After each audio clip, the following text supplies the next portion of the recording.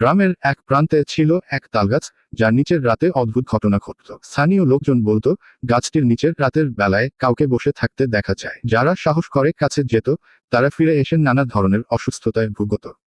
কেউ ভয়ানক জ্বরে আক্রান্ত হতো, কেউ বা মানসিক ভারসাম্য হারাত। একদিন সাহসী যুবক রফিক এই রহস্য উন্মোচনের সিদ্ধান্ত নিলেন। সন্ধ্যা নামতেই তিনি গাছটির নিচে বসে থাকলেন।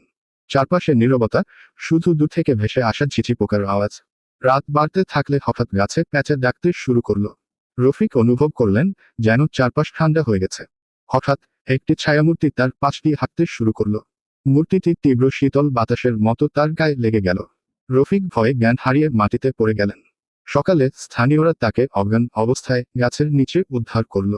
পরে গ্রামবাসীদের কাছ থেকে তিনি শুনলেন, বহু বছর আগে তালগাছের নিচে এক নিঃসঙ্গ বৃদ্ধা আত্মহত্যা করেছিলেন, আর তারপর থেকেই গাছটি অলৌকিক কিছুর বাসস্থান হয়ে ওঠে।